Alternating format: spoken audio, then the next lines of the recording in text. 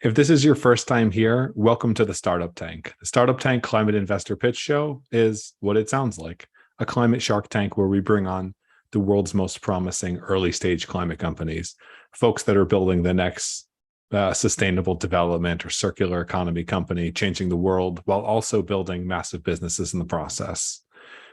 This is all brought to you by 4WARD.VC and our climate syndicate. We invest in early stage, so pre-seed and seed climate companies like some of the ones you'll be seeing here today. And alongside myself, I've got the one and only Craig Lawrence from Energy Transition Ventures. I'll give him a sec. I'll have him introduce himself in a sec. If this is your first time at the Startup Tank, you can find out more about us and what we do at thestartuptank.com.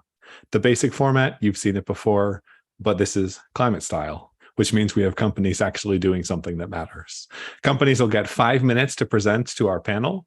We unfortunately lost one of our panelists to a hospitalization. Guess there's a first time for everything.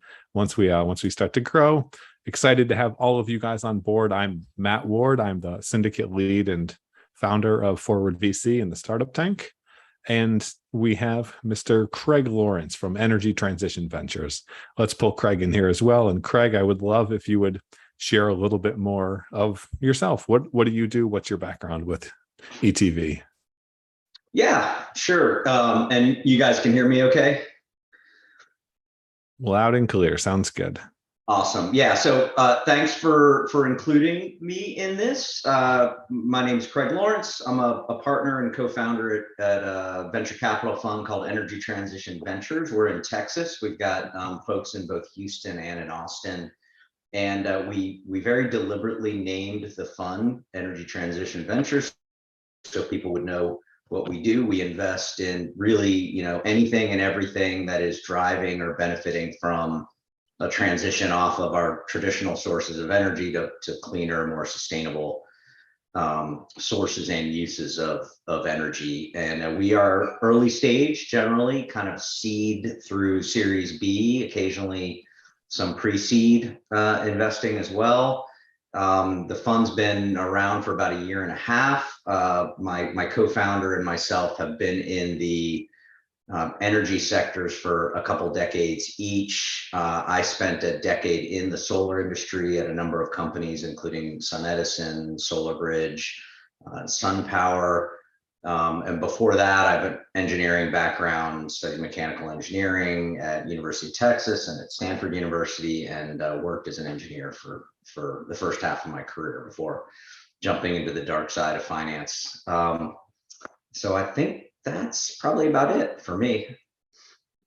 And on our side, I run 4WARD.VC's Climate Syndicate. So we're really focused on companies that have a real world type tangible impacts, companies moving the world forward. It does not have to be hardware, but for us, the next carbon accounting platform or carbon credit marketplace doesn't necessarily cut it. We want folks that are really changing the world for the better in a forcible way, because we all know that diets and eating healthy are a great way to be healthy, and yet we have a population that's overweight. Sometimes we got to fix the incentives, and we've got to have a little bit of push comes to shove. And I think we've got that with a lot of the companies here today. So we've got 7 incredible companies planned for you. Before we jump into the lineup, if you haven't subscribed yet, be sure to subscribe. We're on all your major podcasting platforms, thestartuptank.com for more details and to subscribe. And you can find us on YouTube, just about anywhere where podcasts are available. Now, each company is going to have 5 minutes followed by 10 minutes, 10, 15 minutes of Q&A at the end. If you guys have any questions, you can share those in the YouTube chat or in LinkedIn, thestartuptank.com/YouTube to access that. And now, without further ado, I would hand things over to our first startup of the night, Windscape. So Jason and Eric are here from Windscape. This is a very interesting company that we've been talking to. They are changing the game when it comes to energy on the wind side, which is definitely in the air these days, so to speak, as we have more and more problems with energy production.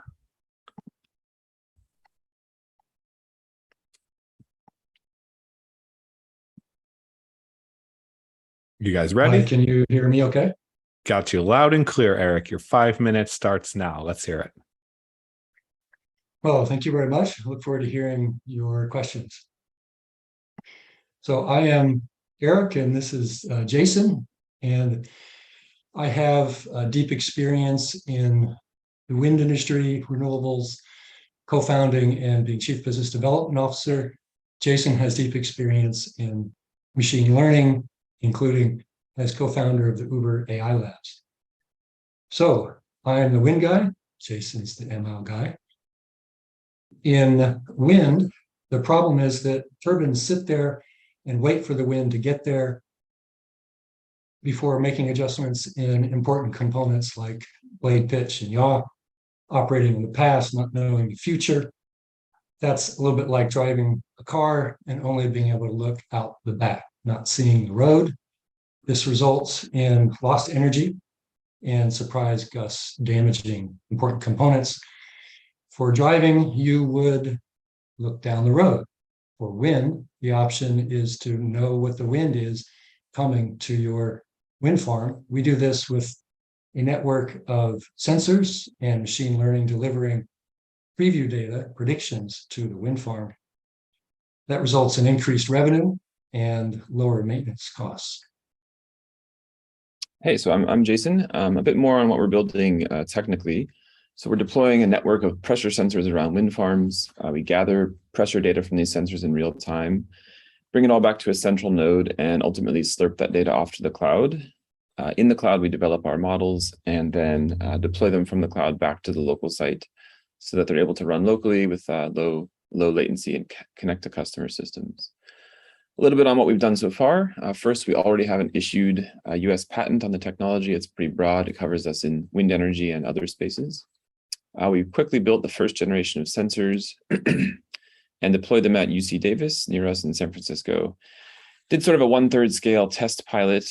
The goal of this study was to see whether using a network of pressure sensors, we can predict what the wind is at the top of a 30-meter tower.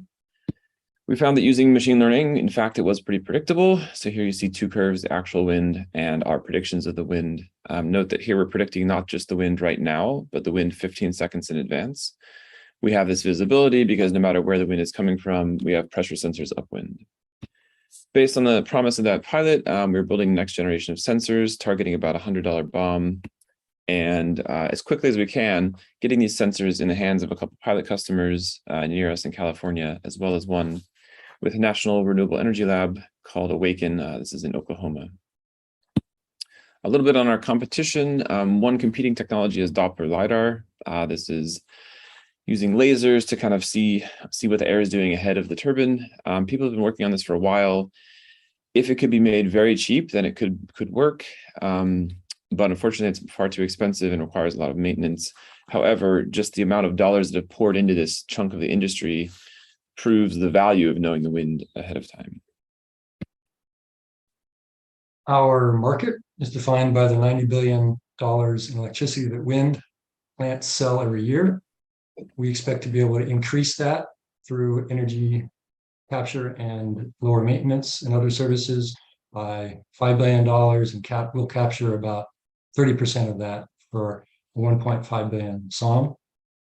We've talked about increased energy and increased turbine life. We'll also be able to play in energy markets as well as the wind energy asset management world. We can also apply this in completely different markets like solar, airports, EV etc. Our business model is SaaS. Thank you. Is SaaS with small hardware enabled. The important thing on this screen is the 80% margin and that we'll operate under, and the very fast payback for the customer. For year 5, we predict 125 million in gross revenue, reaching only 8% of our market. Our team is diverse but very strong. We have about 4 people at this point and growing. Our advisor network has deep experience across the industry, including wind farm controls, machine learning, and growing wind companies. We are raising 2 million, and with this, we'll complete our pilots that Jason described and also our minimum viable product and reach our first commercial contracts for revenue ahead of our Series A. And time is up. Love to hear your questions. Perfect. Let's do some questions. Thanks guys for sharing. Transparency, I've spoken with them already. Find the concept fascinating. While I'm pulling Craig in, a question I have for you guys. Wind is notoriously slow as a moving market. How do you make this venture scale fast? Well, the primary mover is the fact that this will be saving customers, saving wind farm owner operators money, making them more money, and providing a payback in less than a third of a year. And then it's also very inexpensive to deploy.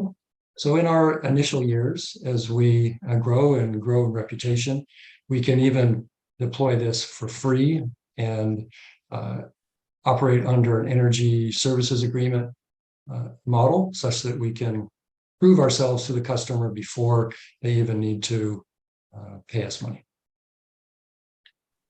Craig, I'll let you. On top of that, I should say, many of these wind farms are owned by large fleets. So we are convinced that we can sell and convince one wind farm of part of a large fleet, like especially one of our pilot customers, will be able to roll out to the rest of their fleet because they're already convinced and excited.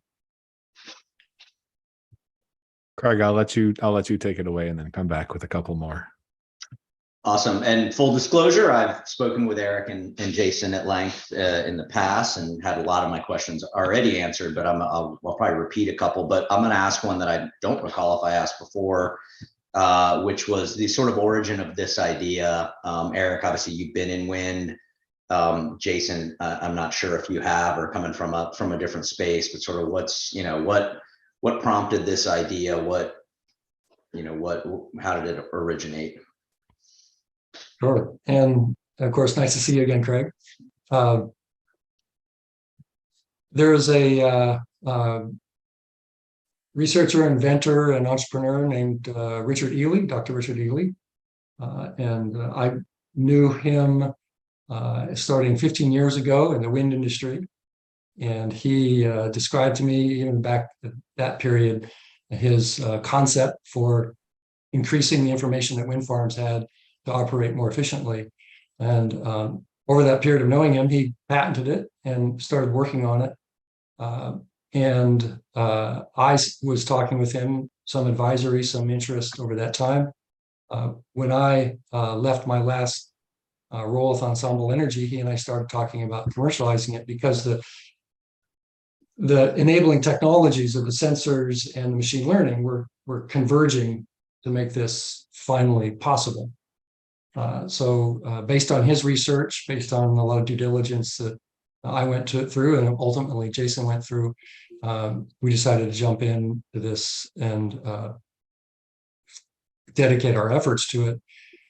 Windscape purchased all of the technology and the IP completely from Dr. Ely, and then he pulled back from the work world 100% because of health reasons, actually. So we are taking this forward as a matter.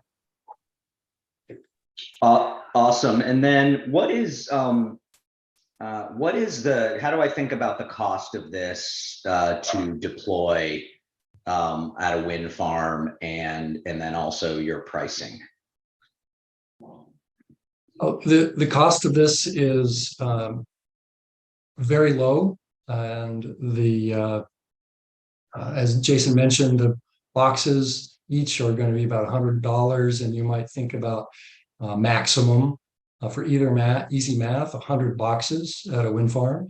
So think of $10,000 for that raw hardware, and then some supporting hardware and back office and so on. So it'll be more in the early years, but as we move forward, we'll reach our economies of scale.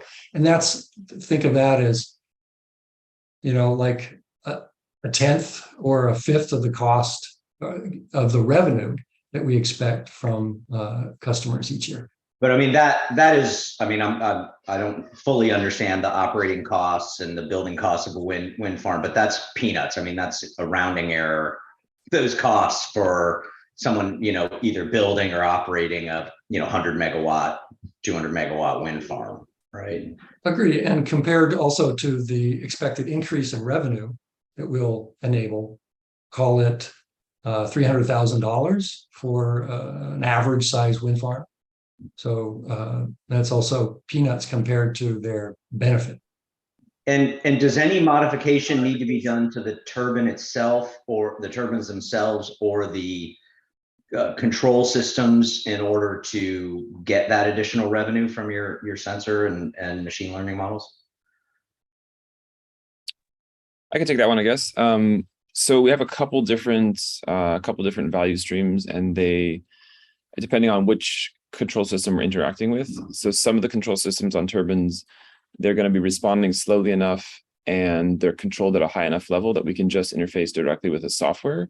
So with the SCADA level controllers, in other words, our models can be running, predicting the wind, figuring out what to do, and sending control signals from our cloud software to their cloud software. So it should be a relatively easy integration. Eric mentioned the energy trading angle, which was the kind of third bullet point on one of the slides. For that angle, traders and sellers of electricity are already set up well to ingest data from other sources. So we can just get them the data however we want, and their software is already set up to receive that data. The final bullet point is to interface with the pitch controllers. So this is the controller on the system that controls how aggressively each blade is pitched as it swings around. That'll be a tighter timeline, require a faster integration. So that might be kind of the third product feature we roll out. That would require interfacing with the control system, feeding data in. Most control systems are able to take in, or rather, it's easy to engineer a control system to be able to take in external data about what the future will hold, kind of mathematically speaking. But in practice, that integration might be a little tricky. We will work with third-party manufacturers of controllers to get that information in. In fact, one of our company advisors is one of the most prolific control board designers, so he'll help us directly integrate that into his system. Awesome. And last question for me is, what do you see as the likely outcome for this company, assuming success? Sure. Frankly, I think the most likely outcome is that after some years we are acquired by either one of the large providers of asset management services to wind farm owner operators, who are themselves being acquired by even larger pan-industry companies, and or one of the wind turbine OEMs that says, we spend tens of millions of dollars trying to eke another 0.5% efficiency out of our turbines. How about if we also just package Windscape and out of the box provide another 2 or 3% efficiency over our competitors? So, GE, Wind, Vestas, Siemens Gamesa, one of those. Also, another possibility is as we grow, first we get the revenue relatively early so we can support the company's scaling and growth. We're also fundamentally collecting this data, and we have this sort of software level, this platform play for data and machine learning on wind. I think we could become the company that's the best in the world at processing and understanding wind data. We could expand from there into solar and other nearby areas. But fundamentally, our model would also be pretty defensible, because unlike other kind of software ML platform plays, even in renewables, we control the source of the data. So we have access to this high frequency pressure data, which enables us to model all the local wind. So as we scale that could become a very meaningful platform, especially as energy markets start swinging around more and more. As we try to get to higher renewable penetration, the value of data is increasing. So I could see us scaling for quite a while without being quickly acquired. Point. Thank you. Thank you. That was kind of the nature of my question. Is there's a lot of wind startups. There's not a lot of big outcomes for wind startups. There's a lot of sub $100 million outcomes, and not just what it could be the outcome, but what is your actual goal with the business? What does success look like? Jason, why don't you riff on? Yeah, that I don't know. based on Sure, what you just said. Either of us could answer this, I guess. Success for Yeah. me looks like being able to meaningfully impact the percent of wind energy that the US or the world is using daily to power the planet, right? So for every extra megawatt hour we can help our customers generate, that's a megawatt hour that's not coming from coal or natural gas. That's a first order effect, right? As soon as we increase that production, that's directly offsetting carbon. A second order effect is by lowering the levelized cost of energy for all of our customers, we help them make decisions to deploy a wind farm where previously that would not have been quite worth it. But now that we lower that overall cost, we can start putting wind farms in places that they wouldn't have previously been profitable. So the second order effect is we accelerate the rollout of wind and we get to the point where our planet is not using fossil fuels. Exactly. Yeah, I think we're pretty aligned on that one. And on that route, what's the fastest way to get there? How do you acquire customers? What does the sales cycle look like? Do you need sales teams? How do you scale this? Well, we'll definitely eventually need sales teams. My career has been business development and new technologies and renewable energy. So at first I'll be heading up biz dev, and the sales cycle looks like working with the asset managers of wind farms who regularly make financial decisions on the scale of our SaaS license fee, especially on the fast payback that we're offering. And over time, we'll go straight to them and say, hey, look, this is working for all of your competitors. Enter into a SaaS license fee with us, and we'll deploy this very quickly and give you a benefit. If you don't like it, we'll remove it, but it won't ever impact or interfere with your wind farm operations. So that's a very easy decision for you. Early on, we'll even accelerate that decision, as I said before, by offering that energy services agreement model where they don't even have to put out any money up front.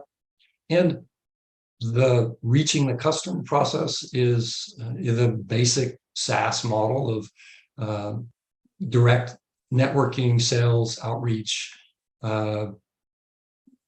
those torturous conferences that you stand around at your booth and talk to people, etc. Very cool. Very cool. Well, I think you know that I find this very meaningful. It's something we're interested in at 4WARD because it is marginal increase on a very large scale, and that makes it very large scale impact. We're in the energy space now, so we might as well kick things over to another energy company. We'll have this be the little commercial break to keep you wondering who. If this is your first time listening, this is the Startup Tank Climate Investor Pitch Show. We get incredible investors on that are a little bit friendlier than Mr. whatever his name is, Smiley O'Leary, and we talk climate companies. We do this twice a month, generally Mondays at 5 p.m. CET. To learn more and subscribe, visit thestartuptank.com. And if you're an accredited investor, we're not soliciting you to do anything. But if you were to go over to our website, you could find out about the type of climate companies that we invest in. That's 4WARD, the number 4WARD.VC. We invest in companies that move the world forward. Like these ones here. We've been in energy. Let's keep the theme going and hand the ball to Paulina. Paulina is doing solar energy on the water, turning our solar energy on the water. I don't have a great way of transitioning that with a cool transition, but it's an incredible technology and company. So I will let Paulina take things away. Learned about them from Techstars, and you will see why Techstars and I were both very impressed by Paulina and what they've built. You ready, Paulina? Yes, always ready. Thank you very much, Matt, for introduction. Let me share my screen. Can you hear this? We see the screen. Let me know when you're ready, and your 5 minutes will go. Hello, everyone. Happy to be here. I'm Paulina, founder and CEO at HelioRec. With our solution, we want to solve 3 problems. First one, we need to cut greenhouse gas emissions in Europe and in the world as fast as we can. Cost of electricity is very high in many locations, and a lack of land space. So by 2050 in Europe, we cannot take any land for energy generation anymore. With our solution, we have one component is hardware. So we place the solar panels on the water in the most cost and eco-efficient way. So this blue part, we manufacture ourselves in Europe. We install the solar panels on top of it and deploy the power plant for our customers. Cost of our electricity will be twice less than electricity from the grid, and we don't occupy any land space. We are focusing on near-shore locations where half of global population live. And you see, this is our last installation was done in Belgium in Oostende port, and system could survive wind speed more than 100 km/h. And the second component of our startup is SaaS. So we develop a dashboard where customers can observe behavior of floating solar power plants. We capture all data, wind, wave, tides in one place, and it helps the customer optimize the pressure maintenance. As well, we can do the prediction with machine learning, how much energy we will generate from specific spot in 5 years. And the customers as well can control the power plant remotely. Typical customers are ports, utilities, municipalities, and the coastal areas. So basically, any companies near the shoreline who would like to reduce CO2 emissions and save money on electricity cost. Floating solar is a fast-growing industry nowadays with annual growth more than 33%.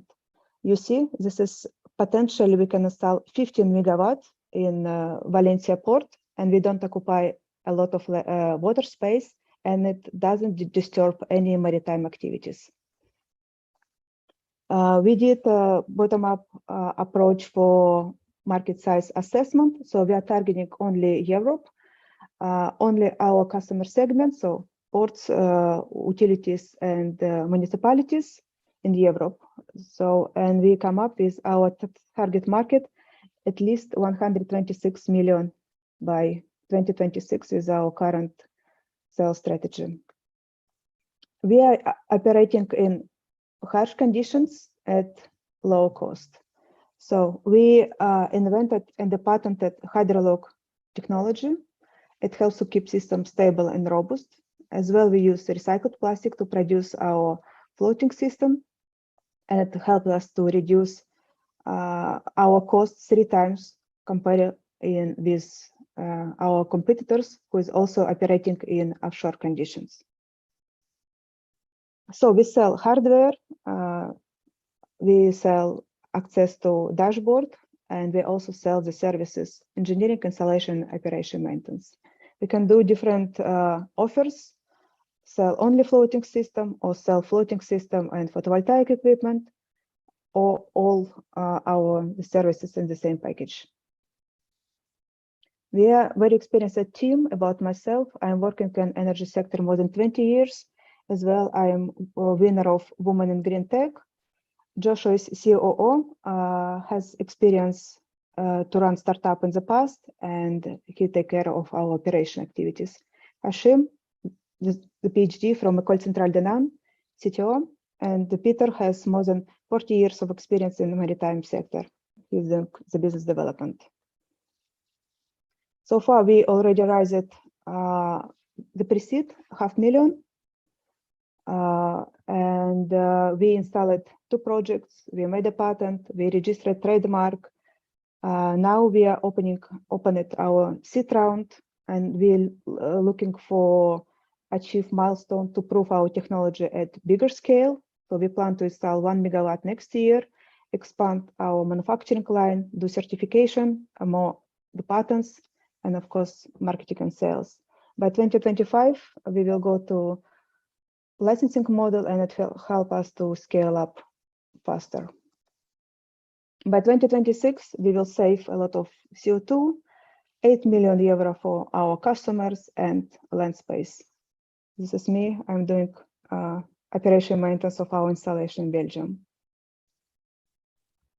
Thank you very much. So to highlight, so we already generate revenue. We have a patents. We Techstars by Cat company. We are open at our seed round. Time is up, and you are awesome. Sorry, I forgot to give you the 1 minute, but I gave you a little extra time at the end to make up for it. let's bring Craig back in here, since Craig is Mr. Energy, so to speak, and which means we should let him kick things off on the question side of things. What do you want to know from HelioRec? No one has called me that before, but so excellent. Hey, Polina, thank you. Very nice presentation. You know, I've been in the solar industry, but I've never done anything with floating solar. But I've been seeing sort of projects for the last decade or so of people doing stuff like this. And I'm just wondering, and you showed a little bit on the competitive landscape, could you talk a little bit more about what you see your advantages are over other mounting solutions for floating solar? So we manufacture system with HelioRec technology. So it works very simple, and basically we capture water inside the floater, and this extra water works as a ballast. But it is just water around. We don't pay for this ballast. So if wind will blow, our system will not flip because it becomes so heavy. That's why it can survive in windy and wavy conditions. In terms of compare us with other companies, floating solar developers. So we have two types. One who is operating on lakes, so there are no wind, waves, just a very calm water. So we will be a little bit more expensive than this technology because they use conventional blow molded technique to manufacture floaters. And if wind will blow, the system will flip. So, but they're operating in the lakes. Second type of competitors are offshore applications.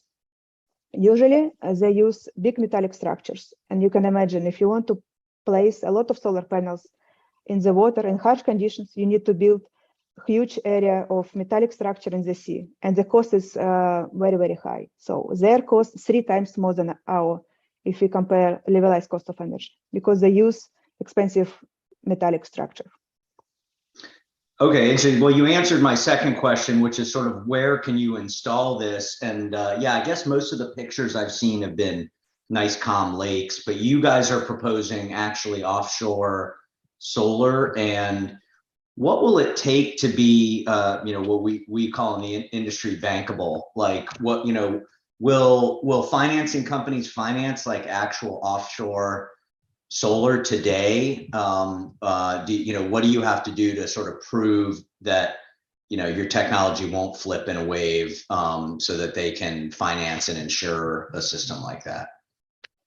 So we call us as nearshore floating solar. So we are not targeting very deep sea with very, very high waves, because we believe we need to generate and consume energy in the same place. So we are building at nearshore, and it's not difficult to find unused water space where we can deploy our system in the sea. In terms of how bankable we are, so we do manufacturing ourselves. We did number of tests of our system. We already know cost of our system. We know what will be benefits for the customers. So it can be easily bankable. The only question, we need to show the traction. So that's why we are raising seed to be able to prove our technology at scale, because usually people look for big projects like 10 megawatt, 50 megawatt, and they want to see the traction of technology. So once we install 1 megawatt, we can easily go to big projects. And do you anticipate people doing, how large practically can you do in the water? How large of a systems do you expect to be supporting, in the 5 years from now? Will they be doing 100 megawatt floating wind farm, solar farms, or is it always going to be sort of more distributed scale? So we have few letter of intent. 2 of them mentioned that they would like to build 10 megawatt power plants by 2025. So this is our experience, but sometimes they approach with bigger projects. Awesome. Last kind of detail question is, how does the cost compare to a ground mount system? Like, what's the premium, or is there a premium to do an ocean or a water mounted system? So our specifically technology will be around 30–50% more expensive than land-based, but don't forget, so first we generate energy more efficiently due to cooling effect from water. So 15% we will gain of the cooling effect. And the second, we don't occupy land space. So people can use this land space for something else, for agricultural usage or storage or retail. So Right. two other benefits can compensate a little bit more expensive technology. Awesome. All right, I'll pause. Let Matt go. So we have things swimming in the ocean. Do you have some type of way to keep wildlife out of going where you are? I'm envisioning like a kid in a pool trying to come up under a tube, but with animals. Actually, animals will like our system because they fish, for example, they understand in this area specifically, no one will catch them. And they can gather around these areas in the sea because they're not afraid of fishermen. And also they can build a kind of houses near anchor blocks, for example. So they can grow, like they can hide there, they can have some activities there. So they will not be scared to be around this system.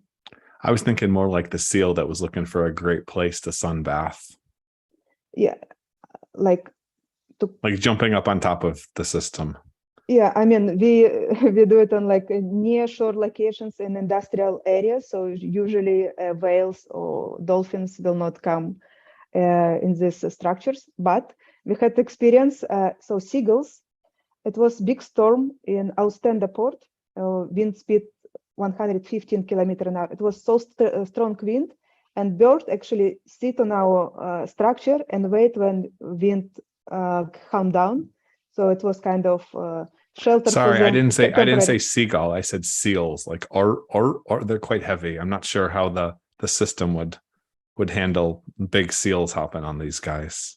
Yeah, so seal will not come in industrial areas near shore locations. So they live in the deep sea. Okay. I've been to a lot of ports and we see a lot of seals around. So Okay. I don't know necessarily, but that was just one potential concern that I had. How do the changing energy systems and prices affect your future outlook on the business? What does it mean for you? Are you seeing a lot more demand? Yeah, for sure. With the current energy crisis, people want to use more renewables. We have to rid of Russian gas. So all of this, I see more requests for such system. And obviously we need to have energy mix of renewables from different sources. So wind, land, solar, floating solar. So and the people more and more looking for floating solar as add energy mix. And is there a limitation on where you can deploy in terms of weather, temperatures, etc.? Yes, so we targeting areas with a wave up to 2 meters and wind speed up to 160 km/h. And then I might have missed this, but either way, what's the payback period compared to traditional land-based solar, be that rooftop or be that at commercial scale?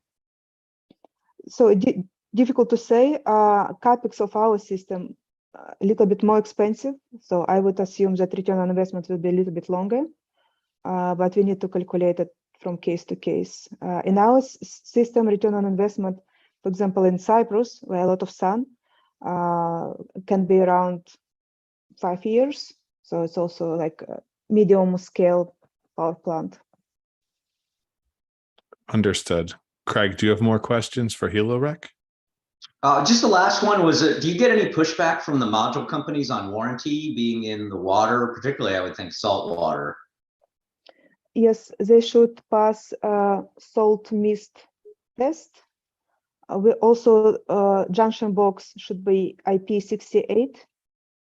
This also better to use glass panels, but otherwise also the cables, DC cables, we need to make sure that they okay for salty environment. Got it. So there are products that are fine with that, or that are warranted for that scenario then. Exactly. Awesome. Awesome. I'm all questioned out. Awesome. That makes two of us then. And we've made it to our almost halfway point. We've actually got 7 startups today. So we should pass the ball over quickly then to, how about Ben with waste recovery? We've done a lot with energy. Let's go over to dead fish. Sound good? Sounds great to me. Let me get my deck up here.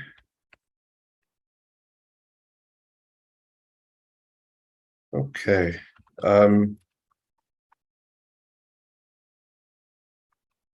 Are you seeing the full slide? We see your screen, not the full slide. We're seeing presenter mode. Okay. Let's try this again. How's that? Looking good. Your 5 minutes Nice. starts now. Take it away. All right. I'm Ben Wiper, founder of 3F. After 10 years working in finance in salmon and cod, I figured out how to make fish waste worth more than the seafood. Our waste to value biotech solutions help fish processors make more money from the fish heads, skins, and bones they already have. Processors waste 60% of the cod. New and rising disposal costs are killing their already slim margins, and only the biggest can afford to consolidate quotas. They don't have enough profits or skilled workers to transition to zero waste on their own. 3F is processors' one-stop shop to the circular bioeconomy. We use our intellectual property and high-skill, low-cost workforce to integrate directly into processing plants. Processors sell us local fish waste and earn a rent on otherwise unused production capacity. 3F makes compost, pet treats, and collagen and sells it to our customers. Our IP portfolio lets 3F make a lot of money from the fish backbones, heads, and skins. Our compost is optimized for leafy greens and root vegetables in northern climates. Our pet treat automation and supply beats everyone on price. And our 3 fish collagens, optimized for pet supplements, hot coffee, and cold smoothies and alcohols, are the key to waste to value wealth creation today. 3F makes money on license fees and commissions, on the right to make and the right to sell its products. We operate at a margin in the plants as a co-packer and take a small equity stake in plants we acquire with our strategic customers, or swap equity and integrate with strategic suppliers. Similarly, we sell at a commission on the product sold and partner with strategic customers for growth. So what is collagen? It's the most valuable use for fish waste and the most essential protein for the strength and elasticity of our skin, bones, and joints. Pig and cow collagen are the most common, but aren't safe for medical uses.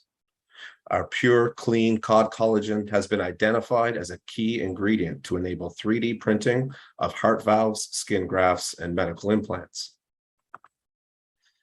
Our model gives us a flexibility to scale to 250 million global annual sales in the next 24 months. Phase 1 focuses on Atlantic Canada and Eastern US fisheries, adding haddock and redfish processors, and tapping into Iceland's 27 times larger cod quota. Phase 2, we strategically partner with processors in Scandinavia and establish our European sales beachhead. And in phase 3, we establish our supply, sales, and R&D for the Asia Pacific market via strategic licensing in South Korea. 3F wins the fish waste to collagen battle by making processors the most money for the least work.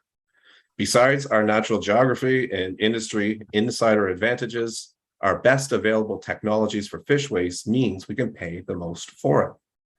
Our low-cost collagen from fish heads undercuts competitors' prices and solves the processor's biggest problem by volume.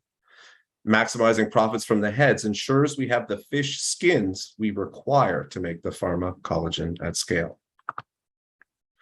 Our team of fisheries insiders and bioprocessing and clean tech experts bring more than 200 years of combined experience to the table. We need to build our team to accelerate growth. Specifically, we're looking to add capital raising, intellectual property, biomedical, and pharma expertise, including potential co-founders, to allow me to focus on growing the supply and manufacturing base of the company. We've graduated the top accelerators, including Foresight, EarthTech, and Ocean Supercluster, raising $1 million in non-dilutive grants and loans, and sales of skins, compost, and pet treats of almost $500,000 in the past 2 years. We've demonstrated that our model works, and we need money and expertise to scale. We're looking to raise $2.5 million for a 10% equity stake by end of year, so we can execute our IP strategy and buy the equipment that we need to fill our collagen purchase orders for all 3 grades. Thank you for listening. And of course, folks, if any of you are seeing this, none of this is solicitation, financial advice, or any of that yada, yada, yada. We are putting this out there for investors that are interested to get in touch, that are accredited, run funds, etc., or are part of 4WARD.VC's accredited investor syndicate. Ben, thanks for presenting. Awesome pitch. Let me pull Craig back in. One of the questions that I had initially based off of our last conversation is, where are you at with the structuring of the entities? Because you do have a lot of different directions that you are going, both in terms of either on the producer side or the B2B side, as well as the facility side. How do you see that going forward? And what's the direction? Yes, thank you, Matt. And then the probing of this has been very worthwhile pursuit over the last month or so. Where I see it going is centralizing the intellectual property within an entity or perhaps a division, depending on where the investor interest is, if it's in the whole model or if it's in a certain component, whether it's the IP, the manufacturing side, or the sales side. And so that's where we see, either in a divisional structure or within separate entities, an IP co, a manufacturing co, and a sales co, each one having the right to do those various activities. The plan that I would like to, the reason for that is I like fish processing. I like making products, and that's where I want to spend my time. At the end of the day, if you don't have the materials and a place to make it, the IP can't really be put into use in the most profitable way and for the impacts that I'm trying to accomplish. So I see us being able to sell off larger pieces, hopefully, or license regionally the IP to raise capital to build up our manufacturing and equipment portfolio. I wanna go back and double click on something. You said, I like fish processing, which I don't think is a common sentence people say. What exactly got you to be fascinated about this, and why cod? I like fish processing because it's rural and isolated, and so there's a lot of operational independence. It's kind of like the Wild West. Gets me waking up in the morning, and you run into a lot of interesting people and characters. I've also spent a lot of time in consulting up to this point in my first 20 years, basically, of my entrepreneurial career. And it left me unfulfilled. I want to make something, something I can see. And cod is the synonymous fish of Newfoundland and Labrador. We, in 1992, went into moratorium on cod. We were hauling more than 800,000 metric tons a year out of the ocean.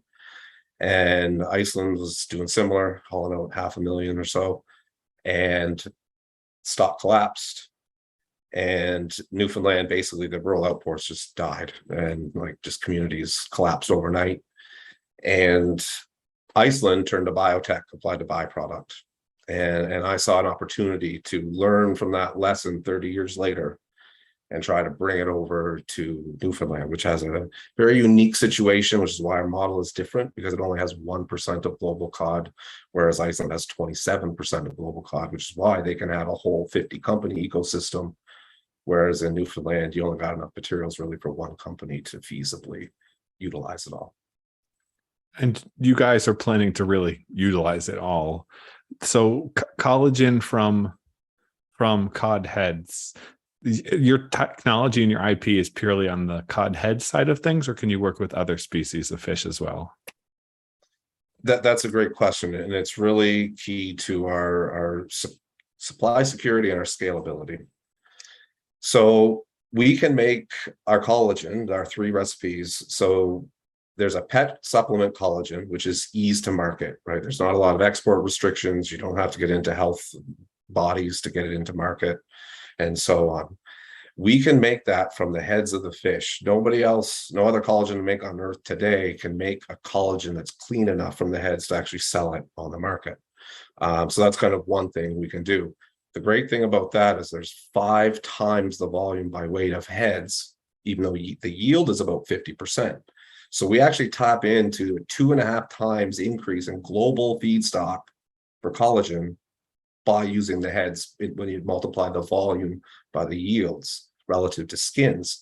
Skins are only about 7% of the fish, whereas the heads are more like 37% of the weight. So by controlling the most value of the heads, we can get the skins. Now you have to use the skins to make the high grade collagen because the molecular size is smaller. It's a pure, cleaner starting point.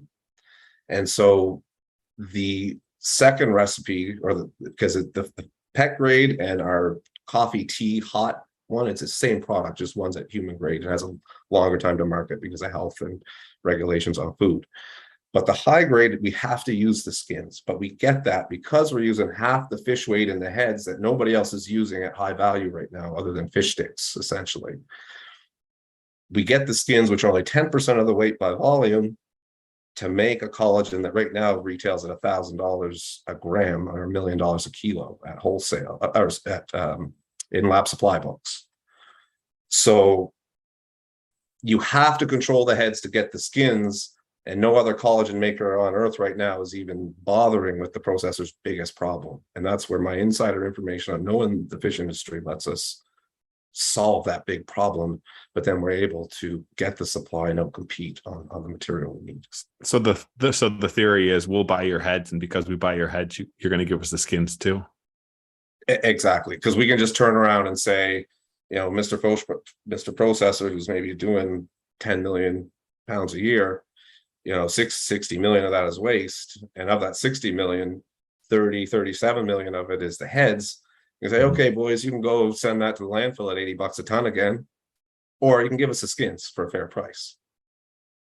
Okay, I have one other question. You said no one else is using the fish heads, and then you referenced fish sticks, and that made me wonder what exactly that was about. Are they grinding fish heads and putting them into fish sticks? Yes, sorry, I meant nobody has collagen from fish heads specifically. The current uses is grinding it up, either for animal feed if it's low grade or it's deteriorated, not been stored properly, or you mince it up for fish sticks. Our move is just provide them the same net margin end of day, and then they don't have to invest in the labor, the CapEx equipment to basically cost recover. Understood. Well, I have never, it's been years since I've eaten fish sticks, and I don't plan to start anytime soon. Yeah. So thank you for that. Yeah, collagen is much better use for the head meats. Craig, you got questions? Yeah, you asked everything I was thinking of, except just if you could just a little bit more about the nature of your IP. Is it a chemical process, a mechanical process? Sort of what allows you to create this collagen in a way that others have not figured out? Sort of, how should I think about the nature of the IP? Great. Thank you for the opportunity to answer this question, because I couldn't get into it in the deck with sufficient detail. So there's 4 main pieces of the process. So at pre-treatment. So the pre-treatment, first thing we've done is we've eliminated what's called acid hydrolysis to accelerate the breakdown of the skins to release the collagen. Most commercial processes use acid. Produces a toxic wastewater, which you then have to clean up. We've eliminated that using cold adaptive enzymes instead of acids. We've accelerated the process by integrating a circular and water recirculation process. Not only does that accelerate the extraction process to make it competitive with acid hydrolysis, it also reduces water usage compared to regular commercial production by about 80%. We also save energy by only using one bioreactor instead of two bioreactors, because most commercial scale, they need one pre-treatment and then they actually need another one to do washing, because there's so much residue from the acid that they have to clean that acid off in a separate reactor. So we save energy and CapEx on a second reactor. The last major piece is tied to the freeze drying. Most collagen today is spray dried. Spray dried, because collagen molecules are lighter than air, they add a molecule or something onto it, either silica or other materials that aren't desirable by the market, to make it fall through the chamber and dry. To compensate for the cost efficiency of spray drying relative to freeze drying, we've developed a novel process that raises the wet collagen solution. So after we extract it using some ultrafiltration and nanofiltration equipment, we do what's called a post-hydrolysis step. We remove actually a lot of the water, and it goes from a 3% concentration to a 51% collagen concentration. We then don't need to add any residues because it doesn't have to fall through any chambers. We put it into the freeze dryers, no residues. The yield is higher because you don't lose it sticking to the walls and stuff like that. And so we actually become cost competitive for high-grade, low molecular weight peptides relative to spray drying. So we increase cost competitive for a higher yielding and quality drying technique. So that's kind of the start to finish improvements. We're looking at an industrial design process patent because it's the way we've combined and altered equipment, and then keeping the actual formulations, temperatures, timings as a trade secret.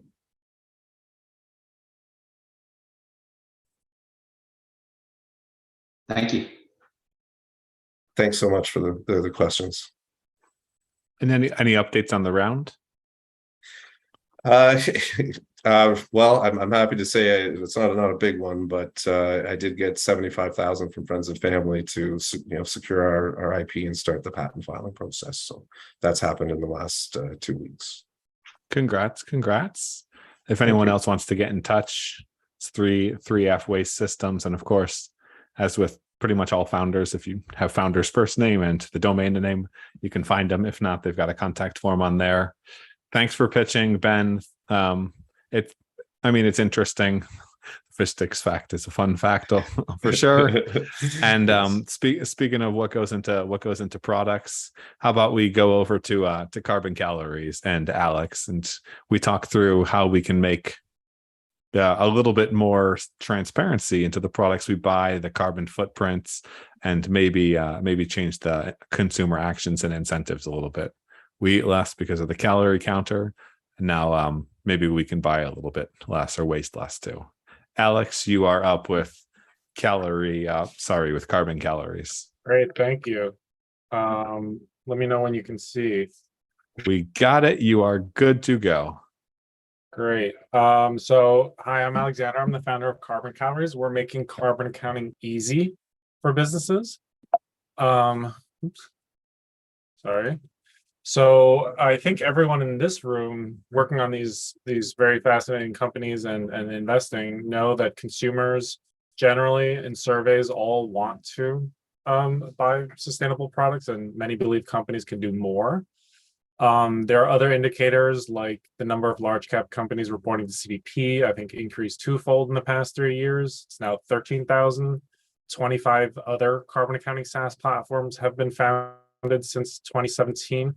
Most of them in enterprise level tools, and regulation is being written and passed and implemented in the US and the EU now. Another way to think about this opportunity is that sustainable businesses can generally charge 30% premiums, and their market is growing at 7.3% CAGR versus 2.9% for conventional products. And so that translates into a 55% opportunity cost for brands that can't or don't know how to decarbonize and that can't convey it effectively to customers.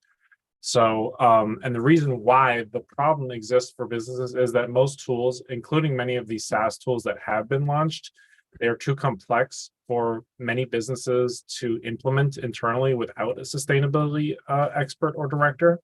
And thus they require consultants to use. They require a lot of hand holding, and they're not really designed to do accounting. They're designed to do modeling. So that's sort of the challenge with doing accounting, but there's also a reporting challenge, which is that there is no uniform framework for product level disclosures in the world right now that's widely used. And that really makes it difficult for consumers to receive information from companies that are decarbonizing and to differentiate. And so our solution on the accounting side is to build a SaaS that's really easy for small businesses to use. So a simple UX UI. Carbon accounting is not a data problem. It's not a technology problem. It's not a formula problem. It really is a workflow issue for people to do the accounting work necessary to generate the results. And so we're all about building a simple solution for businesses to use. It's sort of like, this is a screenshot of some of the Hey, Alex, I'm still on your cover slide. I don't know if it's just me. Oh. I'm moving. If it has nobody seen the slides moving? No. I swore I thought I saw it moving, but now I see the cover slide as well again. Yeah, it looks like maybe if you're using kind of a dual screen thing, we're seeing just the you know, that's totally my fault for not catching that. Yeah, you're on that screen. There you go. Okay, can you see it move now? Yes. There we go. Great. So 78% of consumers want to change. Well, other indicators, it's a 55% opportunity to earn more income for brands that can differentiate in the market this decade, just through the next 7 years.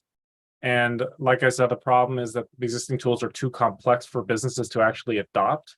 And before regulation makes carbon accounting mandatory, there is no uniform framework for brands to disclose results to customers, which hurts their potential ROI return. So our solution is to build a super easy front-end UX UI for businesses to be able to do this without needing to hire consultants that probably charge 50 to 150 an hour. This is a sort of sneak peek at the UX UI of adding a product.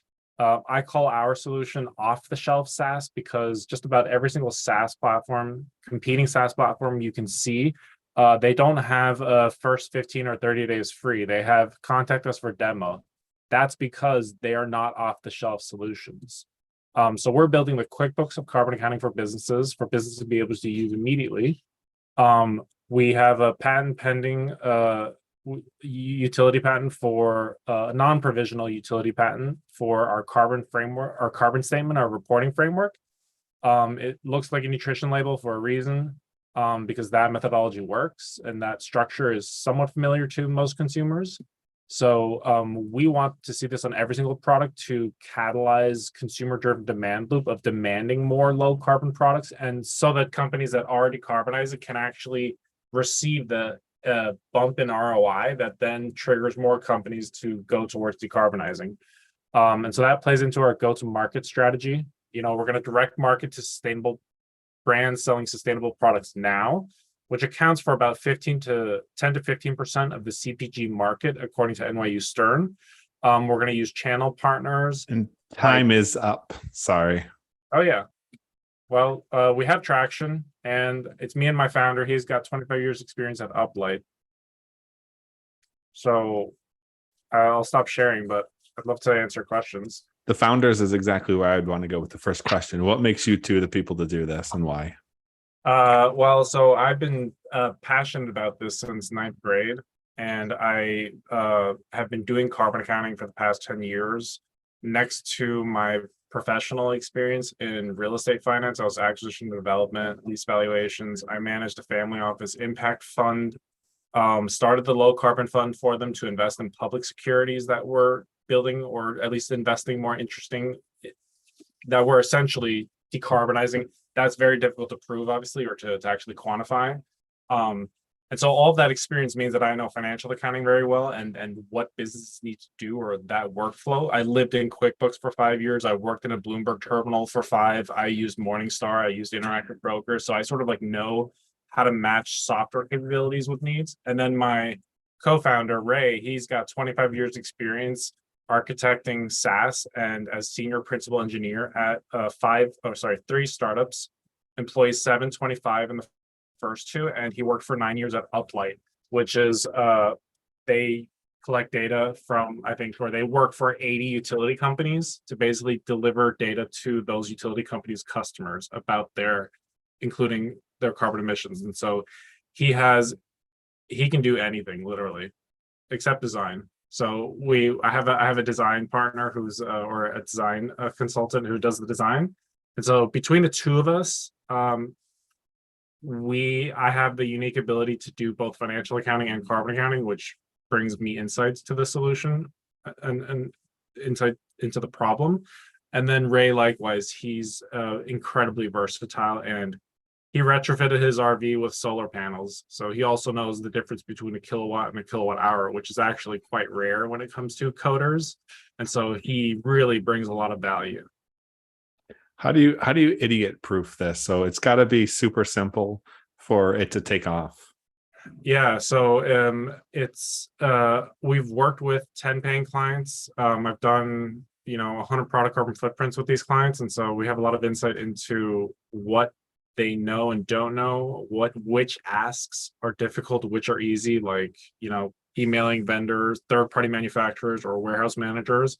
So really, I've done about a year's worth of case study work for clients, paid work, writing down guides, notes for data requests, templates for data requests. And so I have a very good idea of what they need in order to actually start collecting this data.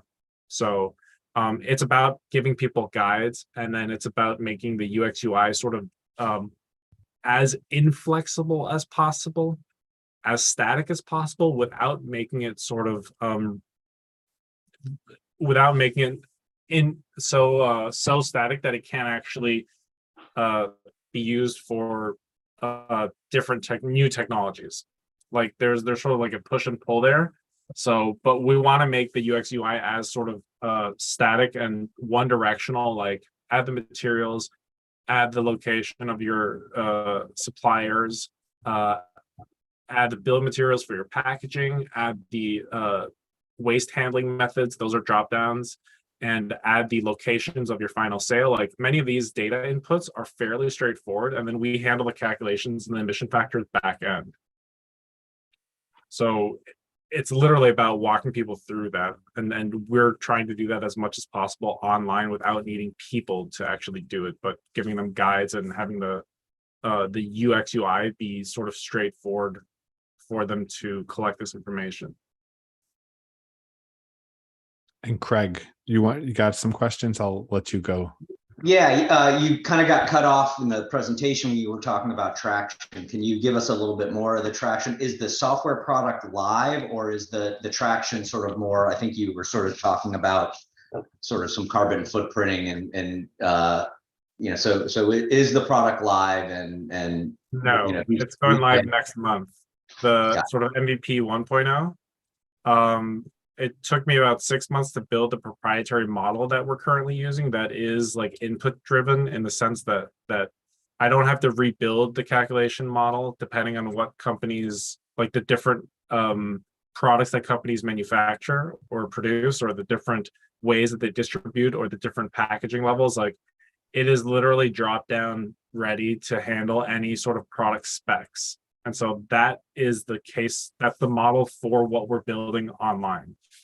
And that model has been third-party verified by independent consultants to be standard compliant, which is super important. Many companies are not automating standard compliance for businesses results, which means that reliability by customers is impacted. But we're currently putting it online. And the this idea, which I find really interesting, of this sort of labeling, product labeling, the analogy to nutritional labeling. It seems like that's an important part of the sort of flywheel you described, right? Which is like getting the visibility in front of consumers so that they factor that into their choice.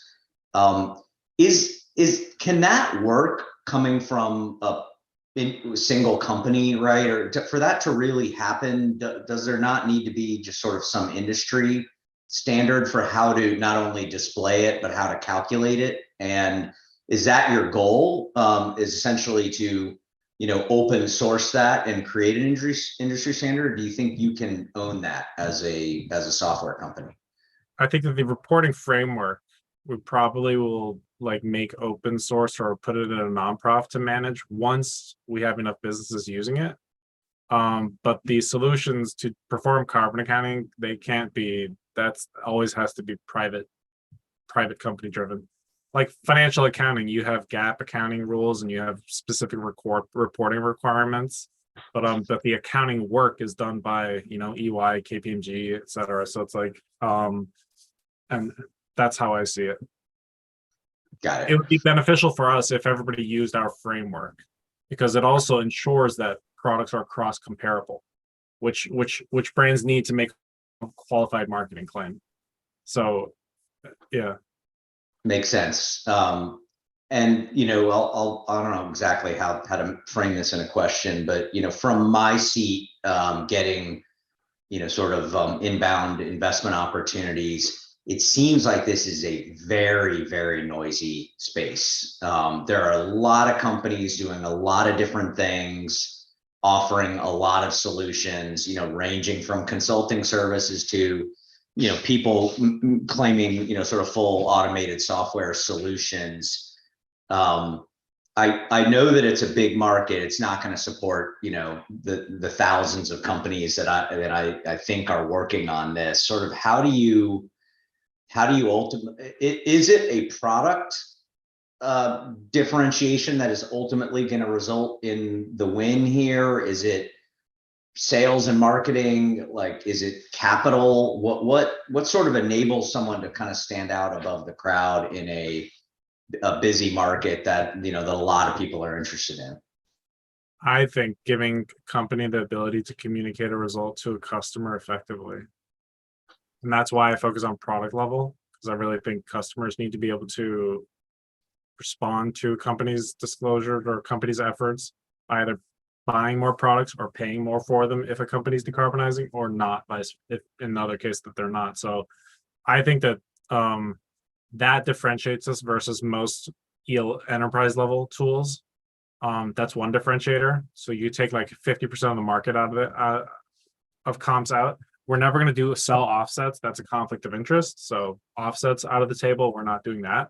And then within that group of product level tools, we are going to get our software is always going to be third-party verified by an independent organization. We're actually going to hire the Earth Institute at Columbia University to provide companies that level of that quality. I don't see that among competitors right now. And then I also don't see the reporting framework. And so that's really important to differentiate us, I think. And that's sort of why I've patented it.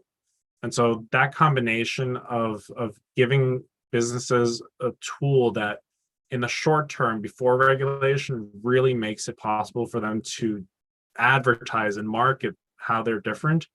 It makes the tool much more valuable. And then when regulators do come and actually pass regulation, the first thing they're going to ask is like, well, who's standard compliant? Because we can't tell people, like, businesses need to use standard compliant tools. And so when regulation comes in, I see that as a catalyst for us. And so I'm confident that those factors, technical factors, and then the branding that would be associated will differentiate us versus competitors and result in much faster adoption for our solution versus competitors. And so that plays into our data network play, which is once we have a lot of product level assessments in our database, our tool only becomes more valuable for brands to be able to compare their products anonymously. So, and to differentiate. So does that answer your question? No, it does, actually. Yeah, it was a great answer. Thank you. And it was a great presentation, but I want to make sure everybody's got time to present. So we gotta kick things back over into the energy and kicking them off kind of space with transportation, mobility, and decarbonizing the way we move. We've got an incredible pitch for you guys planned now, and that is Nathan King with itselectric. And he's going to do the boogie woogie and tell you guys what the future of transportation looks like in cities. You ready to take things away, Nathan? Definitely. Thanks so much, Matt. Really excited to be presenting along with this cohort of very, very cool companies.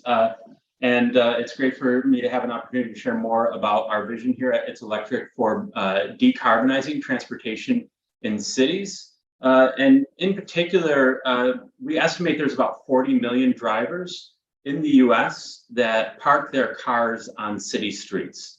And without affordable and convenient EV charging, switching from a gas to an electric car is out of the question for these drivers.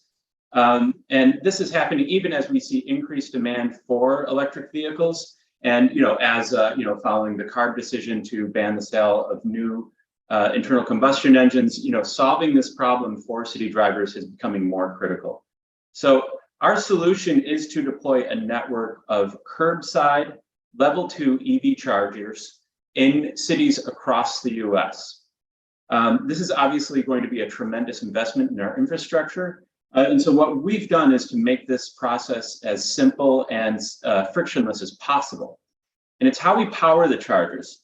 What we do is we find existing spare capacity in the adjacent private property, and we bring that power out to a publicly accessible charger. So this is a behind the meter approach. The advantage of this is that we don't have to go out into the street and connect directly to the utility main. So we save time and money by avoiding the costly and time-consuming process of connecting directly to the utility. In return for that spare capacity from the adjacent private property, we share revenue from that charger post. This is exciting for us because what we do is we build advocacy with our communities, because we're making literal partners with people who live in the community around the deployment of EV charging infrastructure.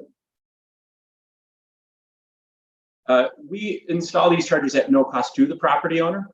We're able to actually make the economics work within a 2-year payback, even without any public incentives or financing, which we'll certainly be pursuing.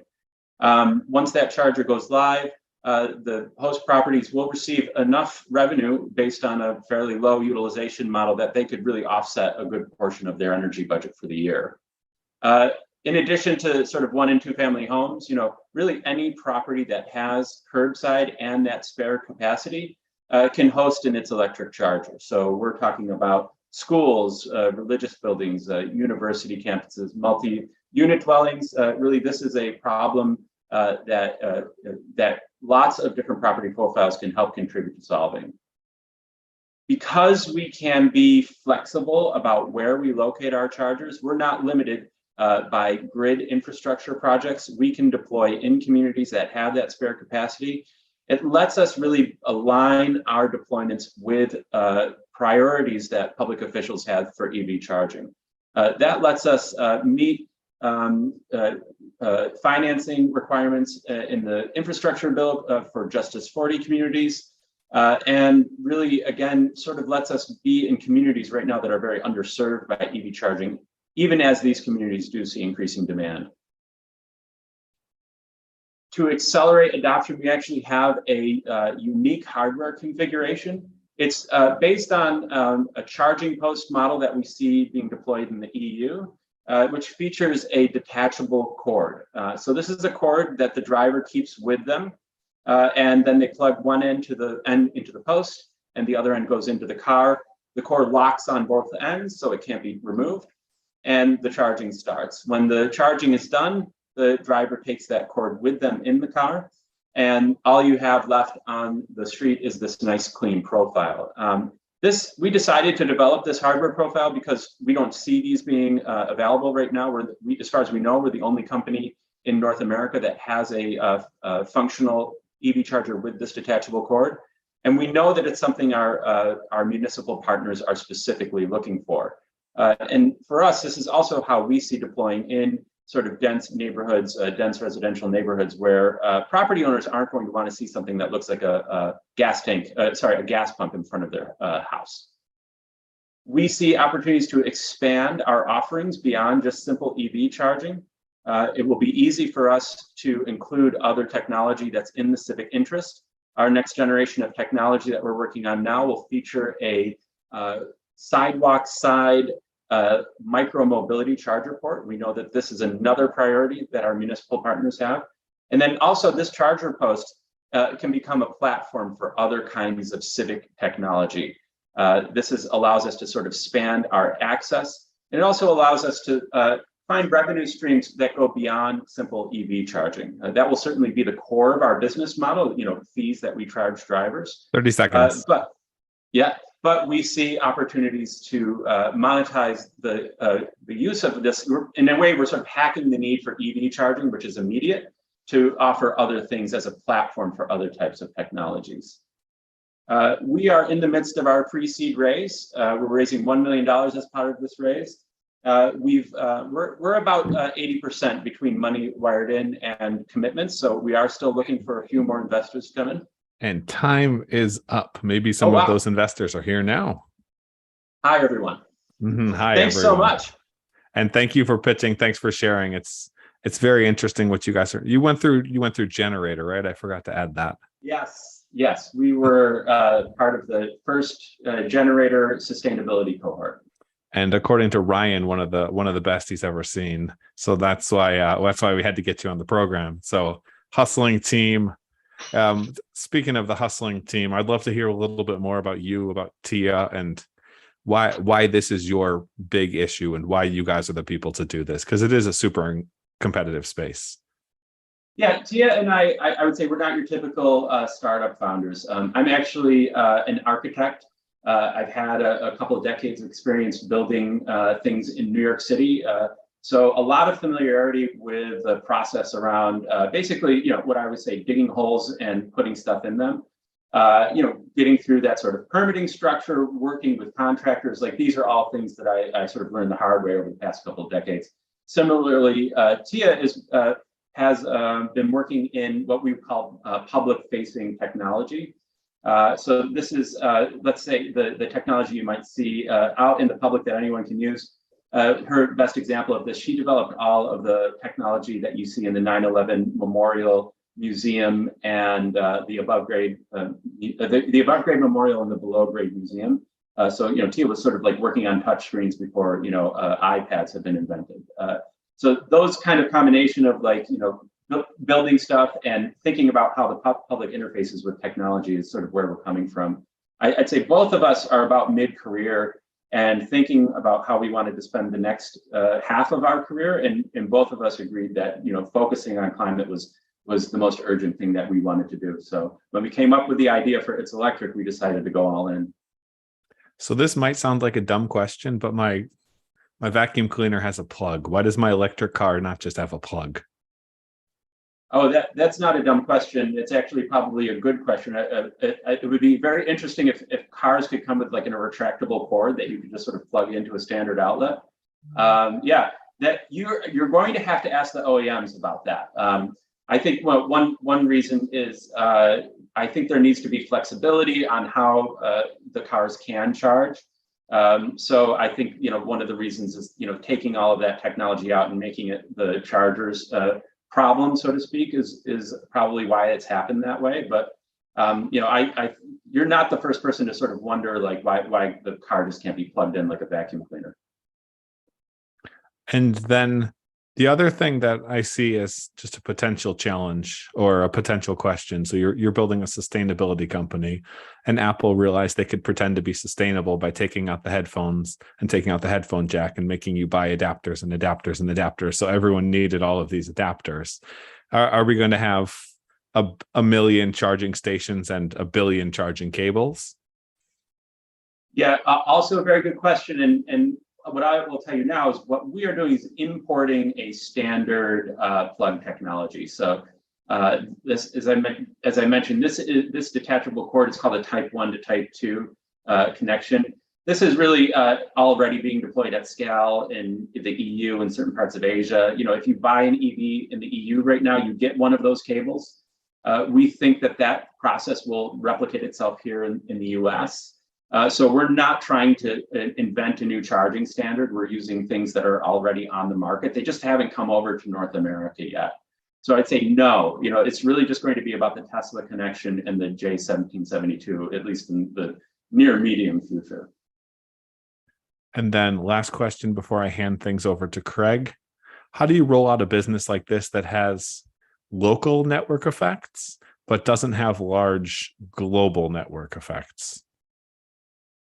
That is a good question. And, I think that the network effects will begin at the local level, but then can become national and then global. I think, again, what we see happening in the EU is this kind of charging model is becoming very common. I think we're going to see that here as well. And then, the other sort of parts of the world that are still catching up to this will begin to incorporate the same technology. And Craig, I want to hand things over to you because you are deep on the energy side. What are you seeing? What questions do you have? Yeah, and Nathan, good to speak again. Transparency again. Nathan and I have spoke in the past. So I think this is a really unique idea. This idea of sort of tapping into private property owners, excess capacity. Does it really save you money in terms of deploying these, or what are the fundamental differences between, cutting a deal with the utility or the city to tap into their power on, their side of the meter versus the customer side of the meter? Sure, it's orders of magnitude. I'll just kind of explain it in kind of, practical terms. If you want to connect to the utility main, first you have to go through a service interconnection agreement for every charge point that you put in, which takes a long time. Again, it's coming from my experience as an architect. It was one thing dealing with the Department of Buildings. It was a completely different thing entirely dealing with the utility. Utilities are well-intentioned, but they are worried about overstretching their already overtaxed resources, and they're very cautious about the perception of using ratepayer money to do things, to invest in things that the rest of the community hasn't been on board. So there's a slow-moving process when you're trying to connect new power to a utility generally. And then just in other practical terms, the utility mains are usually located about 4 to 6 feet deep. You have to install a step-down transformer. There's a problem that the utilities still haven't quite figured out about how you sub-meter that publicly accessible charger. And then the footprint of those chargers themselves tend to take up a huge chunk of space on the sidewalk. What we're doing instead is it's basically what is already happening at scale for drivers who have driveways and garages. You just hire an electrician, come over, they do a little trenching, and they'll put a level 2 charger in your garage. I know it's a little bit more complicated because we have to go across the sidewalk, but for us, this is not a big deal. It's a one-day operation. The electrician can get in and out of your house and repair your sidewalk within a single day. And then we can get that charger live and operating and validated as part of that process as well. And how do you deal with the sort of landlord-tenant issue? Like, I'm just imagining a lot of these buildings, some may be owner-occupied, in which case it seems straightforward. But if there's a renter, a lot of times the utility bill is in the renter's name. The landlord sort of owns the thing, and the renter's not really supposed to go, add circuits and stuff like that. Like, is it just, you just got to work with both to get it, to get an agreement? And how much, how difficult do you expect that to be? In all cases, we have to work with the property owner, right? Like, they have to sign off on the permits. So it's always going to be working with the property owners. And where we have tenanted buildings, we can go either behind the tenant submeter if the property owner is okay with that, or we go behind the common panel, right? So if it's a multi-tenant building, there'll be a common panel that is aside from the other tenanted panels. Got it. That makes sense. And where are you guys at in deployments now? It's been a while since we spoke, or potential deployments. What is the current status? Sure. So we built our first prototype back in May. We deployed it at a facility in Detroit called the Detroit Smart Parking Lab, and we've been running public demonstrations there with the prototype. Keep it there. So if you're ever in Detroit and you want to check it out, let me know. And while we are doing that, we are working on a sort of a user testing pilot, which we will have deployed towards the end of this year. That's going to be located probably somewhere in New York City, but we're still working out the details of that location. So what that'll be is just a more, we'll be deploying more of our prototypes and actually collecting user data and feedback on it. While all of that is going on, we're working on our engineering and industrial design for what we're calling the market-ready product. So pushing that prototype into something that can be manufactured at scale. There's a software component too that we're developing as well. All of that's going to be ready early to mid 2023. By the way, our pre-seed fundraise is being put into that. That's our primary use of resources, is to develop that market-ready product and software.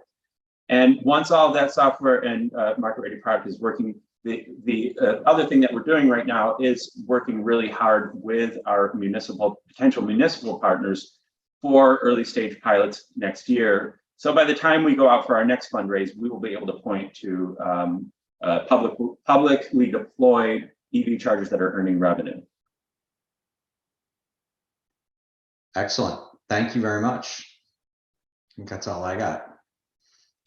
And I think you covered my primary questions as well between the before and after. And I want to make sure that our last company, Carno Engines, has time to pitch. Before we jump into that, as a reminder, this is the Startup Tank. If you haven't subscribed to the startuptank.com/YouTube to subscribe on YouTube, we're on all your major podcasting platforms. Just check in the description wherever you're listening to or watching this. And if you are an accredited investor interested in incredible climate companies, early stage, changing the world, you can learn more about us and our accredited investor syndicate at 4WARD.VC.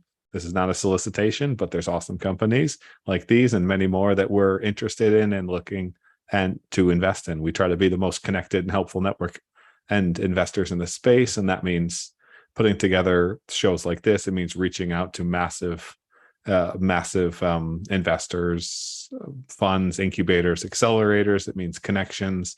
It means bringing in great investors like Craig if there's interesting companies we're looking at. And if you're a company looking for funding and you want a hustler who's not necessarily going to be the biggest on the cap table, but will be the biggest in terms of hustle, that's us, 4WARD.VC for more details. And if you haven't downloaded our climate VC database for any of the founders and listening, it's a great place to find your ideal investor. It's just 4WARD.VC. So the number 4WARD.VC/VC database. You can find that, download our 600, 700 plus funds, etc. But we have one last awesome company ready to present, and that is Francis with Carno. And they are decarbonizing transportation on a big scale with big objects. You want to take things away, Francis? Thanks so much, Matt. Pleasure to be here. I know everyone's had quite a lot. We're all a bit tired, so I'm going to endeavor to make this next 5 minutes as exciting as possible. So to clarification, I'm Francis Lem, one of the co-founders of Carno, and we are really developing the future of sustainable powertrains. And at the heart, our mission is to solve one of the toughest challenges of net zero right now, which is decarbonizing the marine, heavy-duty vehicles, and prime power markets. Now, these are considered some of the hardest sectors to abate, accounting for about 13% of global CO2. And more worryingly, they don't actually have any production-ready technologies to achieve net zero. So it's a genuine gigaton scale problem. So let's take a look at some of the options for these markets. And we see the traditional lineup starting with existing engine technology, which despite great range, power density, and great total cost of ownership, it's the poor efficiency and emissions that mean they really are the root cause of the problem we are all trying to solve at the moment. And so next on the list, you jump to batteries, which are great for light duty, short range applications. But in these markets, the size and range requirements often make them far too heavy, costly, and difficult to recharge, that ultimately results in unaffordable total cost of ownership for the end user. And so fuel cells can improve vastly on these problems, but the fact remains actually for all hydrogen-only technologies, they have the existing barriers of how expensive green hydrogen is and some of the infrastructure requirements to make it happen. And so at Carno, we really believe that the best solution here should be a clean and efficient fuel agnostic engine. And it just so happens that's exactly what we're doing by producing the world's most efficient net zero fuel agnostic powertrain, which I know is a bit of a mouthful, so please bear with me. And so really at the heart of it, you look at modern engines and they waste tremendous amounts of energy to cooling systems. And it's actually the biggest driver of their poor efficiency and emissions. Our unique design uses advanced technical ceramics that can actually operate without the need for cooling. And that brings a step change in efficiency that the industry has never seen before. But we did not stop there. We actually designed the entire engine architecture to be fuel agnostic, which means it can not only run on hydrogen, but also biofuels, e-fuels, and ammonia as well. But why are these features important? And well, the high efficiency means we can drastically reduce fuel costs and therefore significantly reduce total cost of ownership. And that lowers the barriers for adoption of hydrogen and other net zero fuels. The fuel agnostic design means that our engines can be easily retrofitted for a variety of net zero fuels, as and when commercially viable for the end user, allowing them to retain many of their assets. And last, and often overlooked, is the compatibility of our technology to these existing end user markets, but also to the supply chains that we need to scale this technology. And so I suppose the next question is what the state of this technology is to date. And so in parallel to running a prototype in our test facility, we've already secured industry-funded co-development projects in both marining and mining to develop demonstrator solutions. And we actually discovered that our ability to blend things like hydrogen with ammonia meant that our powertrains were cheaper than traditional diesel operations. And actually we had no NOx issues, making us a truly zero emission combustion solution. Our long-term goal is to be a leading powertrain supplier. And that journey really begins with delivering field trials with our current partners over the next 2 years, and for which we're currently raising a seed round of £2 million, led in partnership with Mitsubishi and NYK Line. From there, we aim to co-development partnerships with the existing industry players to utilize the supply chain that's already out there for engines in order to scale as rapidly as possible. We'll be starting with low barrier markets like generators and auxiliary power units, before then going into main propulsion systems for the heavy duty vehicles.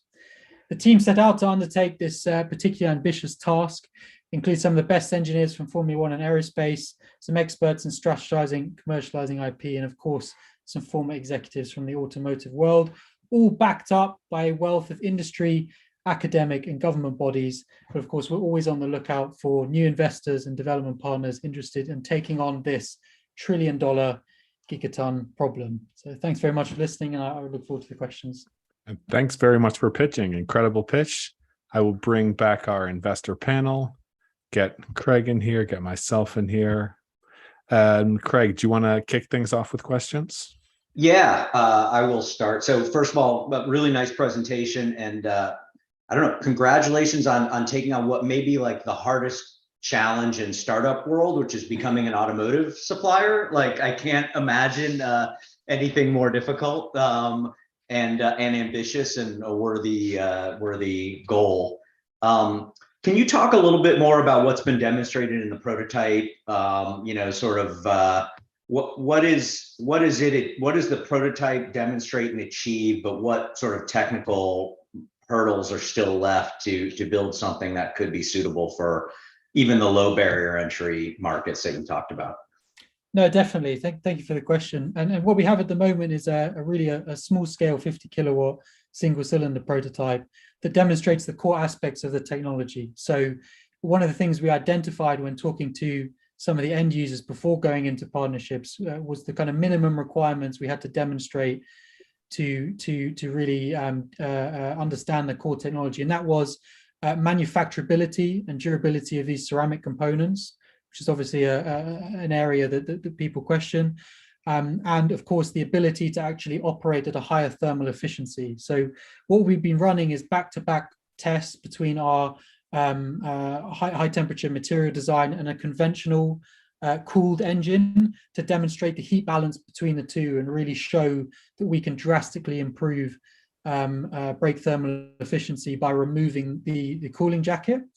And what we plan to do with this round is to really take that up into the next phase of design, where we can actually demonstrate the retrofitting of the different fuels, achieve a minimum of 55% brake thermal efficiencies, which is the kind of indicator that some of the OEMs we're in discussions with have said is the real milestone we need to hit before going from letters of support into a full-scale pilot project. And what's the origins of the IP here, this design? The company's name is Carno. Is it named that way because you're actually using a Carno cycle engine, or because that's the sort of maximum limit of efficiency for a heat engine?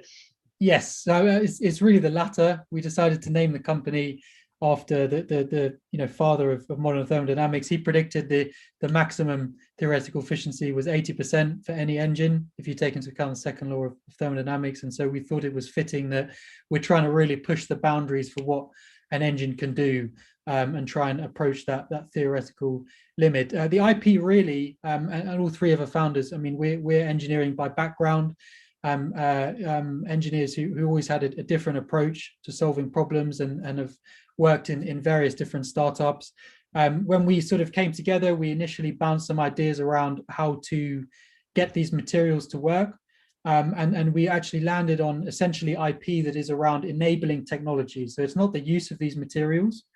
It's actually around the specific designs we have and operating principles that enable these materials to work. So what we've done is redesigned the entire engine architecture to work for the ceramic materials, which is something nobody has done before, which essentially is making sure that they're never exposed to a loading condition that ceramics are bad at. They're very good in compression. They're very bad in tensile load. So we make sure all those ceramic components are in constant compression. And so our intellectual property is all around enabling designs. And our search and examination reports have found no prior art in this area. And you said 50 kilowatts for the prototype. What does that ultimately need to scale up to? And what was the efficiency of your prototype? So we demonstrated essentially double thermal efficiency compared to a normal one, so in the region of 50, but that was more of a heat balance. The next phase will be an engine which is closer to an end product, right? So something with the ancillary systems, etc., closer to final product. In terms of what that needs to scale up to, so our markets typically are in the 300 kilowatt through to 8 megawatt range. What we plan to actually produce are modules of 50, 100, and 300 kilowatt size, right? That will vary in cylinder size, and then an end user will be able to stack these modules to meet an overall power requirement. Because what you often see in the heavy goods vehicles is that 300 kilowatt engine serves that vehicle well, and we won't need to sort of scale the modules. But for the marine sector, what they often do is they do modularize their power units, because then you're able to kind of stabilize, load requirements, switch modules on and off depending on how the vessel is operating, whether it's at port or at sea. So we plan to take this 50 to a 300 kilowatt demonstrator in the next 3 years. We have an OEM partner on board who's going to scale that project as part of a Danish grant, which I'm happy to disclose some information on as a follow-on.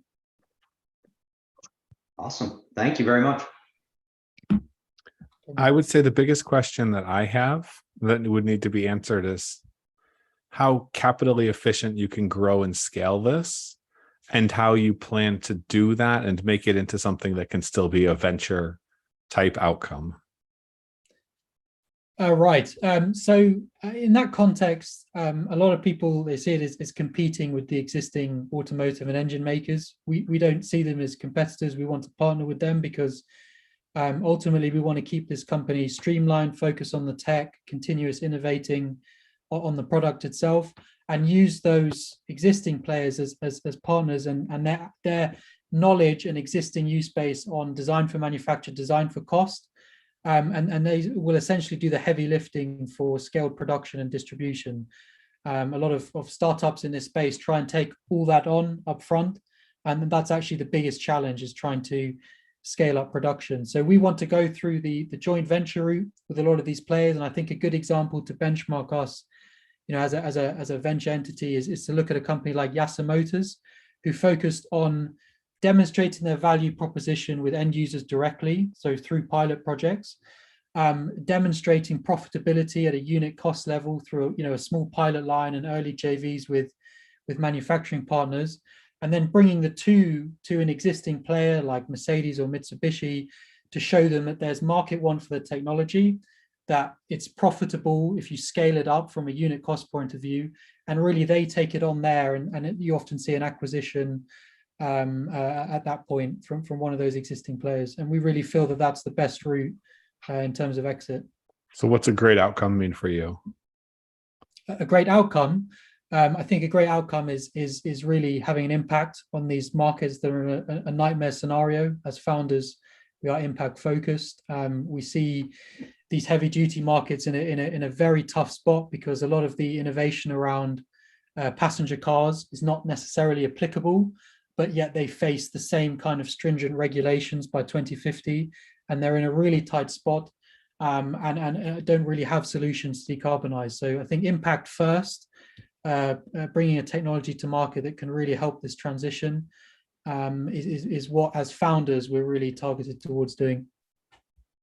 And if you're acquired by a single company, would you have then larger impact or smaller impact, as you would then be under one of the big players? So the joint venture route really allows us to kind of have different pots cooking, right? So there are automotive supply or powertrain suppliers, I should say, that focus on the marine sector. So we can have joint ventures that look specifically at main propulsion for marine with maybe a John Deere or a Cummins. And on the automotive side, the Class 8 HGVs, you've got Daimler and Mitsubishi, etc.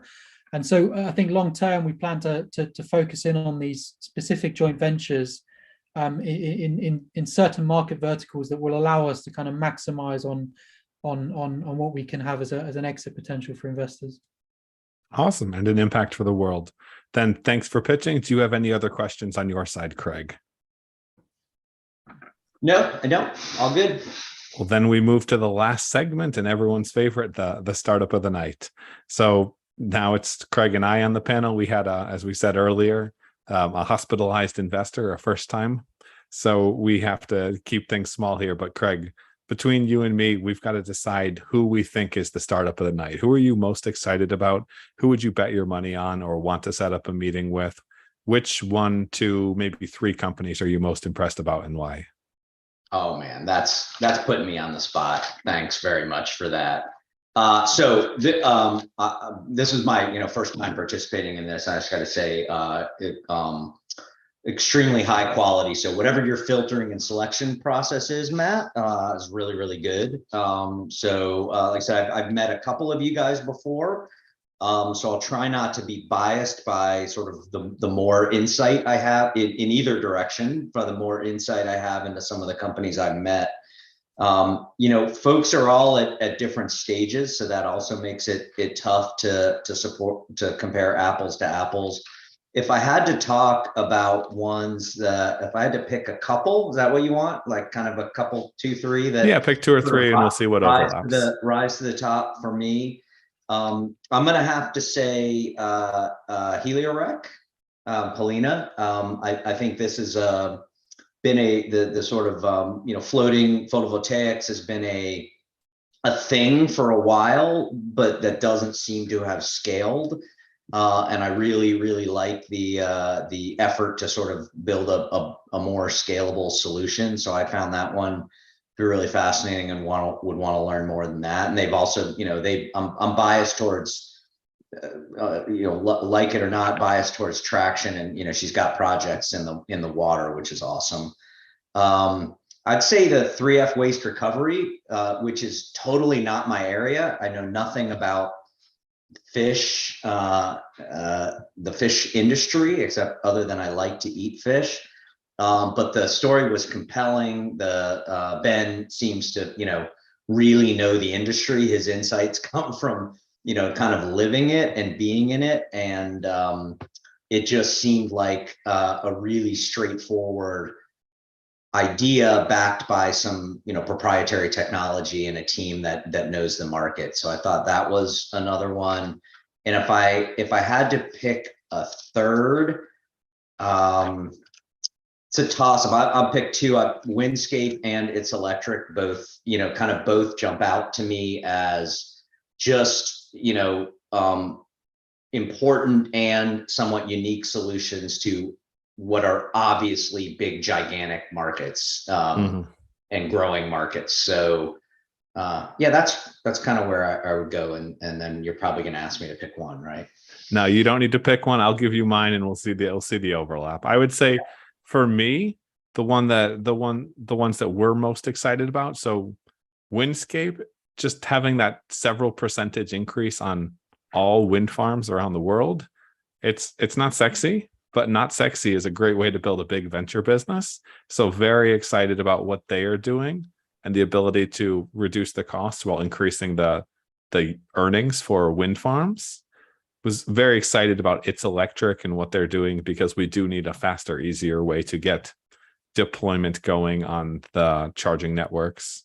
And I'm not sure venture investment wise, but in terms of impact and importance wise, I see what Francis and Carno are doing to be way up there, decarbonizing two of the largest industries, so marine and transportation on the heavy side of things. And I think their thesis that we aren't going to get to pure electric on those industries anytime soon, and we need better solutions. Their multi-fuel system as well makes it possible so that you can have you can change your cargo ship, you can change your truck between diesel, ethanol, et cetera, as prices fluctuate. But I would say those are kind of my top three. And then consensus wise, it looks like Windscape and itselectric was one ahead for you. Oh God, you're gonna make me pick one of those two. We can have a tie. We've done it before. I'm gonna have to go Windscape, just for the sole reason that I feel like it's both are humongous markets and growing markets. I feel like Windscape is potentially just sort of facing less competition and less other alternatives and less sort of barriers to overcome in terms of being able to kind of monetize that solution. And it's global, and I can see channels that allow them to scale this really fast. Again, I love the itselectric solution for cities. I think they're addressing one of the biggest problems EVs will face in cities, period, which is, charging kind of when you're parked at home. So it's a tough choice, but I think I'd probably pick Windscape. I would go the same way, and it's kind of idiot proof, and it's a win-win-win situation. There's not a lot of competition. It's something that wind farms just should be doing and will be doing, and the existing solutions are much more expensive. So I would say then Windscape's our number one, and itselectric would be number two. But everybody who pitched, congratulations just for being on being chosen. And for transparency's sake, was made aware during the program that apparently one of our companies may or may not be as on the up and up as possible. So if anyone was interested in H2 refinery, I don't know what the status is, but there apparently have been allegations and issues with the founders in the past. I had a good recommendation when we brought them on, but I just want to put that out there in case anyone's watching this in the future, to make sure you do your due diligence. Congratulations to Windscape. Congratulations to all the founders for presenting. Craig, do you want to tell people more about you and anything where people can find you? In terms of like social media, I'm active on Twitter at Craig Lawrence, and I'm on LinkedIn, and our website energytransitionventures.com. Just feel free to reach out via any one of those channels. I'm really interested in following up on with everyone here. So that's probably the all I can say there. That's your invitation to reach out, folks. And I am Matt at 4WARD.VC. We invest in companies that move the world forward. We're a climate syndicate focused on the top pre-seed and seed stage climate companies around the world. If you're operating in Europe, North America, Israel, or Australia and changing the world in big ways, be sure to reach out. And if you're an investor interested in those topics and want your money to make a difference, look into 4WARD.VC. None of this is solicitation. None of this is investment advice. We're doing this for fun. And I hope you guys have had fun. Until next time, the Startup Tank, hit the subscribe bell on YouTube or wherever you're listening to this. Give Craig a holler. It sounds like he's interested. And go build your business and change the world. Cheers, folks.